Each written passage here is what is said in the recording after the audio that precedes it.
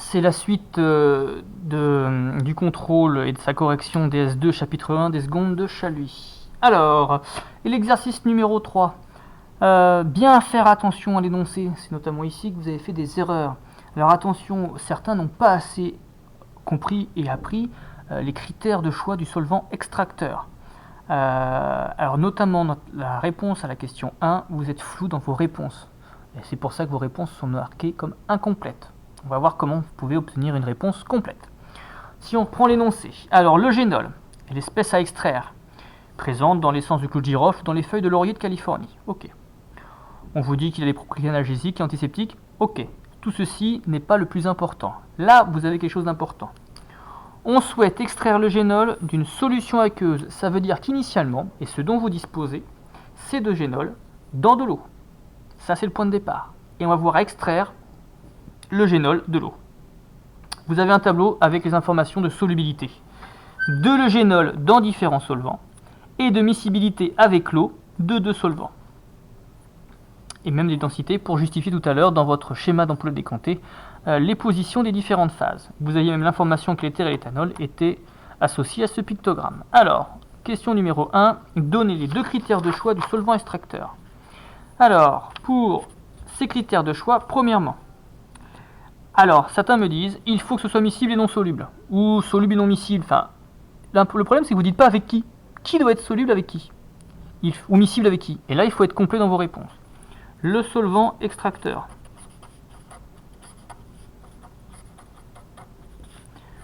ne doit pas être miscible ici avec l'eau, qui est le solvant initial. Sinon, on ne pourra pas les séparer avec une ampoule à décanter. Deuxièmement, l'espèce à extraire, qui est ici le génol, doit être très soluble dans le solvant extracteur. Donc le génol doit être très soluble dans le solvant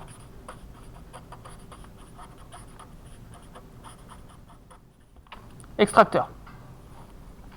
Voilà les deux critères de choix dans les cas d'exercice. Du coup, le solvant qu'on va chercher à prendre, c'est l'éther. Parce que l'éther est non miscible avec l'eau, on pourra donc les séparer avec l'ampoule à décanter. Et le génol est soluble dans l'éther. On ne pouvait pas prendre l'éthanol parce qu'il est miscible avec l'eau, non séparable dans l'ampoule à décanter. Alors question 3, quelle précaution doit-on prendre pour manipuler le solvant choisi? Vous aviez vu que l'éther était inflammable, donc il fallait s'éloigner de toute source de chaleur et manipuler classiquement avec gants, lunettes et blouse. Le protocole de l'opération d'extraction, je vous le donne. Premièrement, vous disposez de génol dans une solution aqueuse. Vous le placez dans une ampoule à décanter sur son support. Vous utilisez de l'éther, c'est le solvant extracteur. Vous en placez une quantité nécessaire dans l'ampoule à décanter.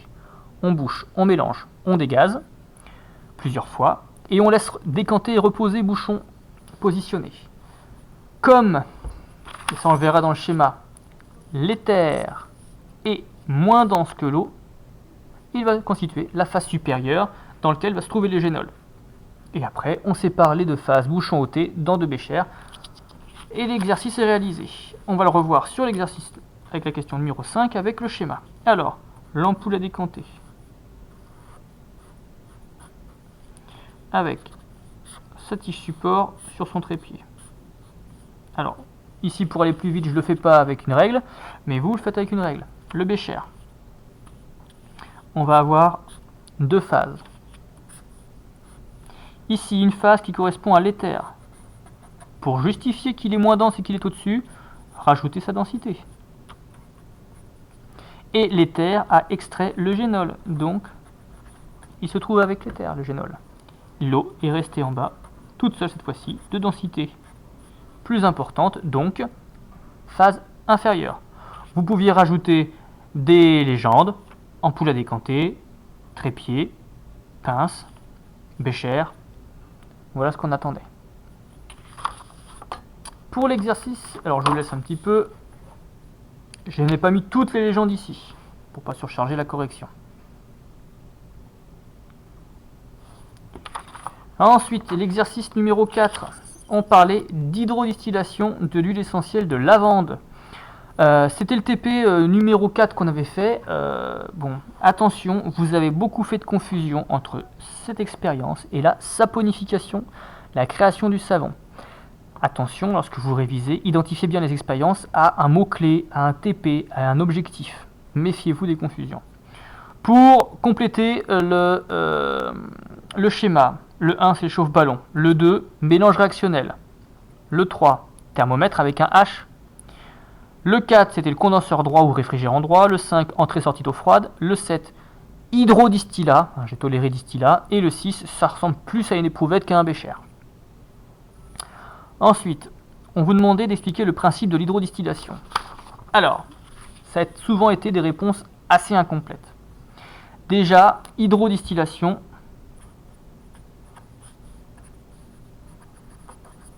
il y a un mot-clé que beaucoup ont oublié de justifier. C'est pas tant distillation, mais que hydro. Hydro, c'est l'eau.